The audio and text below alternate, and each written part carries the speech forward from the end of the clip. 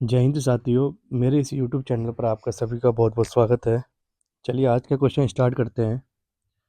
First question कह रहा है आपसे, कह रहा how much remains after dividing the 5 2 2 4 2 9। It means 5 2 2 4 को अगर हम डिवाइड करते हैं किससे, 9 से, तो आपसे पूछा जा रहा है रिमाइंडर क्या बचेगा। तो देखिए 9 का रूल होता है 5 और 4 9 कट जाएगा, तो क्या बचा, 2 और 2 4, 4/9। अब देखिए 9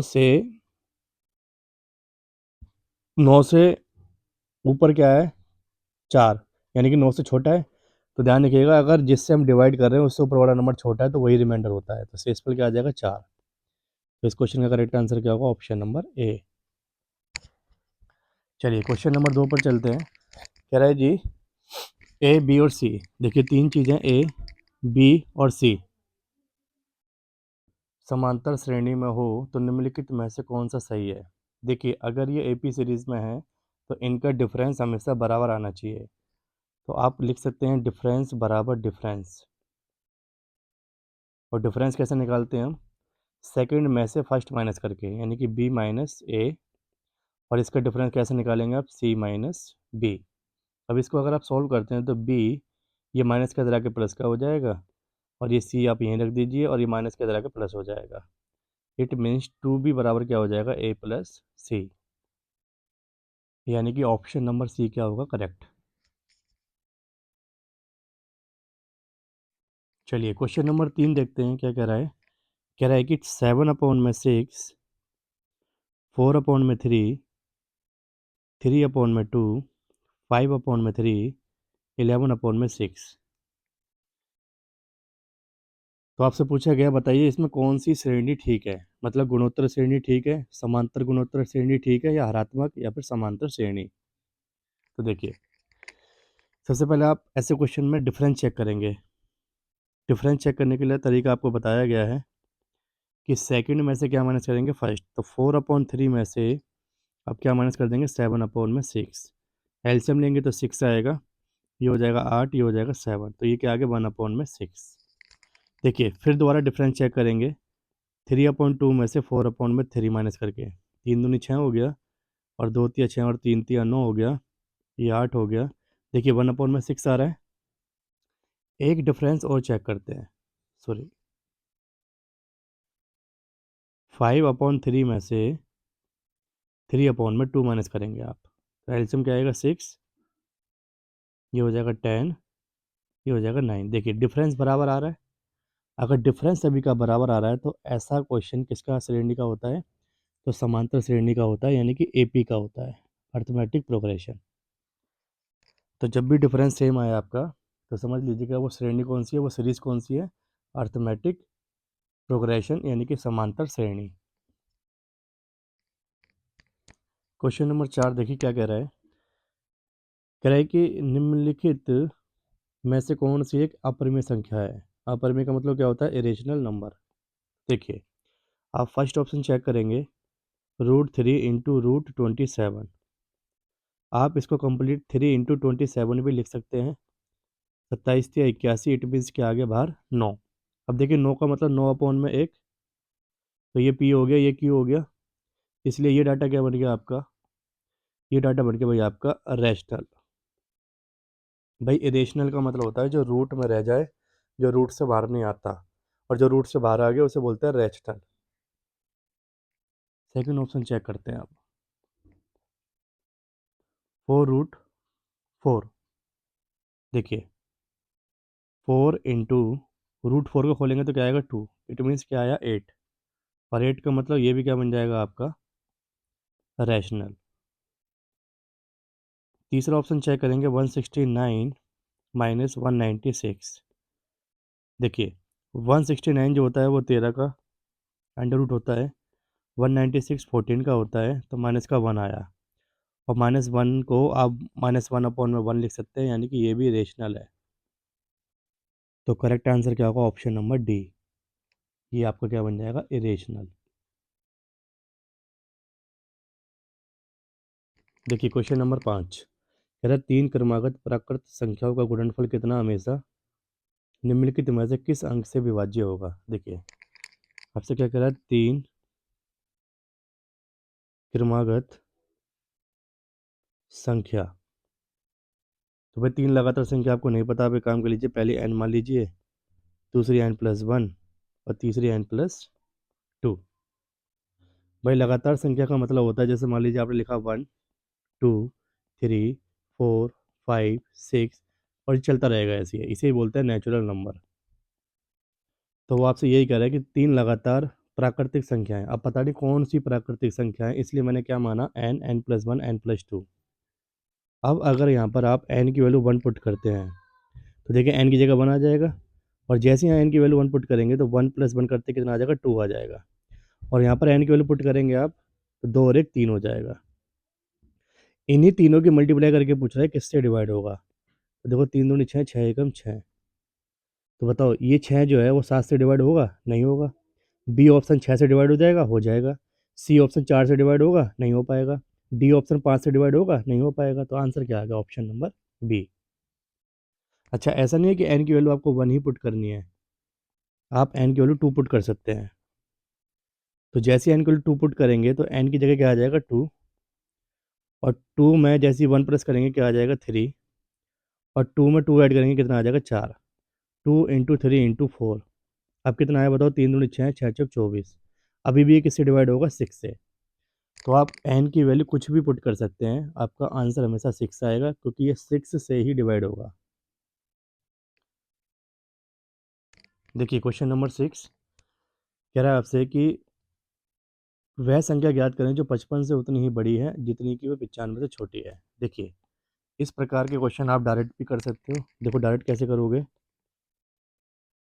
अगर वो आपसे कह रहा है 55 से उतनी बड़ी है जितनी 95 से छोटी है, तो आप कुछ मत करिए, इन दोनों को प्लस कीजिए, 55 + 95, और 2 से डिवाइड कर दो हमेशा, तो ये आ जाएगा 150, और 2 से डिवाइड करेंगे तो करेक्ट आंसर क्या आएगा, 75। तो इसका आंसर क्या होगा, ऑप्शन नंबर बी। लेकिन अगर आप इसको करना चाहते हो बेसिक से, तो देखिए बेसिक से भी सोल्व कर सकते हो आप। देखिए संख्या नहीं पता आपको, संख्या क्या मान लीजिए आप, एक्स। संख्या नहीं पता क्या मान लीजिए, एक्स। अब आपसे कह रहा है 55 से उतनी बड़ी है, इसका मतलब यह है कि 55 + x है, और 95 से छोटी है, इसका मतलब क्या करेंगे, 95 - x। भाई छोटी है तो कम है तो माइनस कर दो, बड़ी है तो ज़्यादा है तो प्लस कर दो। अब दोनों ये बराबर हो गए। अब एक काम करिए आप, क्योंकि x ये माइनस का तरह के प्लस का x हो जाएगा 95, ये तरह के प्लस का 55 हो जाएगा। x और x कितना हो गया, 2x, ये 150 हो गया, और x बराबर कितना हो गया, 150 को 2 से भाग करती 75, आंसर आ गया आपका। ऐसे भी कर सकते हो आप।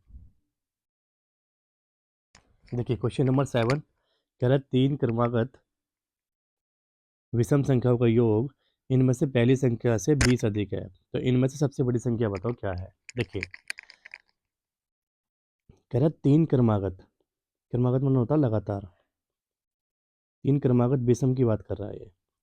देखिए अगर आप स्टार्टिंग करेंगे तो 1 से स्टार्ट होगा, फिर 3 होगा, फिर क्या होगा, 5। भाई आगे क्या बनेगा, 7, आगे क्या बनेगा, 9। ये सारे ऑर्डर नंबर होते हैं लगातार। लेकिन आपको ये नहीं पता कि एग्जैक्ट कि विषम संख्या 1 3 5 ही है क्या। ऐसे भी तो हो सकता है कि 7 9 और 11 हो, ऐसे भी तो हो सकता है 13 ये चीज़ हो, लगातार हैं, लेकिन ये कंफर्म नहीं है कि 1 3 5 ही होगा। तो हम एग्जांपल के रूप में मान लेते हैं कि 1 3 5 आपके पास 3 लगातार नंबर हैं। तो इसको किस फॉर्म में लिख सकते हो, इसको इस फॉर्म में लिख सकते हो आप, a+2 और a+4। मतलब अगर मैं a की जगह 1 पुट करूँगा तो 1 आएगा, और a की जगह यहाँ 1 पुट करोगे तो 3 आ जाएगा, 3 आ गया। a की जगह यहाँ 1 पुट करोगे तो 5 आ गया, यानी कि ये चीज़ वापस आ गई ना, 1 3 5। तो आप लेट कर सकते हो इस तरीके से। तो आपने माना पहली संख्या a थी, दूसरी a+2 थी, तीसरी क्या थी, a+4। अब देखिए 3 क्रमागत विषम संख्याओं का योग कह रहा है, तो भाई इन तीनों को प्लस कीजिए। उसके बाद कह रहा है पहली संख्या क्या मानी आपने, a, इससे 20 अधिक है तो इसको 20 अधिक कर दो, ये हो गया बराबर। अब देखिए a और a ये क्या हो जाएगा, 3a प्लस 4 और 2 कितना हो गया, 6, ये a+20 हो गया। 3a और ये a जब माइनस होगा तो क्या बन जाएगा 2a। ये 20 है, इधर आके माइनस हो जाएगा, तो 2a बराबर कितना आ गया 14, यानी कि a की वैल्यू क्या आ गई 7। अब अगर a की वैल्यू 7 आ गई तो अब आपको यहाँ वैल्यू पुट करनी है। जैसे a की वैल्यू यहाँ पुट करेंगे आप 7, तो बताओ a की वैल्यू तो 7 ही आएगी। और a+2 में अगर आप a की वैल्यू पुट करेंगे तो कितना आएगा 9। और a+4 में अगर आप a की वैल्यू पुट करेंगे तो क्या आएगा 11। तो आपसे पूछा गया सबसे बड़ी संख्या क्या है, तो सबसे बड़ी संख्या क्या दिख रही है आपको 11। तो इसीलिए करेक्ट आंसर क्या होगा ऑप्शन नंबर बी। भाई यहाँ पर मैंने a की वैल्यू पुट करी है, यहाँ पर a की वैल्यू 7 पुट करी है, यहाँ पर भी 7 पुट करी है और यहाँ पर भी 7 पुट करी है। तो 7 और 2 9 हो गया और 7 और 4 11 हो गया, इसलिए करेक्ट आंसर क्या हो गया ऑप्शन नंबर बी। चलिए क्वेश्चन नंबर 8 देखते हैं। कह रहा है यदि दो संख्या का योगफल 13 है और उनके वर्गों का योगफल 97 है, the sum of their squares is 97, what is their product. देखिए दो संख्या आपको नहीं पता, मान लीजिए x और y, इसका सम दे रखा 13 और इसके वर्गों का योग कितना कर रहा है, ये स्क्वायर का सम कितना कर रहा है 97। तो देखिए आप क्या करेंगे, इसका स्क्वायरिंग बोथ साइड करेंगे, स्क्वायरिंग बोथ साइड, तो ये हो जाएगा x² + y² + 2xy, यानी कि a + b का होल स्क्वायर हो जाएगा यहाँ पर। तो a + b का whole square a² + b² + 2ab होता है, इसीलिए ये x² + y² + 2xy हो गया। और 13 का स्क्वायर कितना होता है 169। अब आप देखेंगे यहाँ पर x² + y² की वैल्यू आपको दे रखी है 97, तो यहाँ पर 97 वैल्यू पुट कर देंगे आप। 97 + 2xy बराबर क्या होगा 169। अब बताइए 97 इधर प्लस में है तो इधर जाके क्या हो जाएगा माइनस, तो 169 में से 97 माइनस कर देंगे आप, तो 2xy = क्या हो जाएगा 72। और 2 से जैसे डिवाइड करेंगे आप, आपके पास आंसर क्या आएगा 36, क्योंकि आपसे यही पूछा गया था प्रोडक्ट। तो x इंटू वाई की वैल्यू पूछी गई थी, तो x इंटू वाई की वैल्यू क्या आ गई आपके पास 36। तो ऑप्शन नंबर डी क्या हो जाएगा करेक्ट।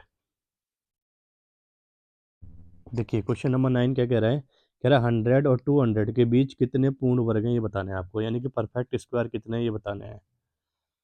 तो 100 और 200 के आपको बीच में बताना है। देखिए 100 के बाद जो परफेक्ट स्क्वायर बनेगा वो क्या बनेगा आपका, तो सबसे पहले बनेगा आपका 121, इसके बाद बनेगा परफेक्ट स्क्वायर 144, फिर बनेगा 169, फिर उसके बाद बनेगा 196। तो भाई ये चार ही ऐसे डाटा हैं जो 100 और 200 के बीच में क्या बनाएंगे परफेक्ट स्क्वायर बनाएंगे। तो भाई ध्यान रखिएगा 121, 144, 169, 196। तो करेक्ट आंसर क्या होगा 4। भाई अगर इन सबका अंडर रूट निकालेंगे तो सबका अंडर रूट निकल जाएगा। जैसे मान लीजिए 21, 121 किसका होता है 11 का, 144 किसका होता है 12 का, 169 किसका होता है 13 का, और 196 किसका होता है, तो ये होता है 14 का। देखिए ऐसा नहीं है कि 196 परफेक्ट स्क्वायर लास्ट है, इसके बाद 225 बनेगा आपका, और 225 जो होता है वो किसका होता है 15 का होता है। लेकिन आपको 15 तक नहीं जाना था, यानी कि 225 तक नहीं जाना था, आपको 200 और 100 के बीच में बताना था। इसलिए यही चार परफेक्ट स्क्वायर होंगे जो 100 और 200 के बीच में आते हैं। तो करेक्ट आंसर क्या होगा ऑप्शन नंबर बी। देखिए क्वेश्चन नंबर 10 क्या कह रहा है आपसे, कह रहा है जी कि पहले 7 अभाज्य संख्याओं की परास ज्ञात करें। परास का मतलब होता है जी रेंज, और रेंज आपने पढ़ी होगी इकोनॉमिक्स में। रेंज का फॉर्मूला होता है highest value minus lowest value, यानी कि अधिकतम में से क्या घटा देंगे आप माइनस, सॉरी अधिकतम में से माइनस कर देंगे न्यूनतम वैल्यू। अब देखिए पहले आपसे क्या पूछा 7 अभाज्य संख्या, तो 7 अभाज्य संख्या निकालिए पहले आप। अभाज्य का मतलब होता है प्राइम नंबर। तो पहला प्राइम नंबर क्या होता है 2, फिर क्या बनेगा 3, फिर 5, फिर 7, फिर 11, फिर 13 और फिर 17। देखिए 7 हो गई भाई, 1 2 3 4 5 6 7। अब आपसे देखो क्या पूछा हुआ, रेंज पूछा हुआ। रेंज का फॉर्मूला होता है हाईएस्ट नंबर उठाएंगे आप और लोवेस्ट नंबर उठाएंगे। सबसे हाईएस्ट नंबर क्या है जी 17, और लोवेस्ट नंबर क्या है 2। तो आंसर क्या आ जाएगा आपके पास 15। तो इस क्वेश्चन का करेक्ट आंसर होगा ऑप्शन नंबर ए।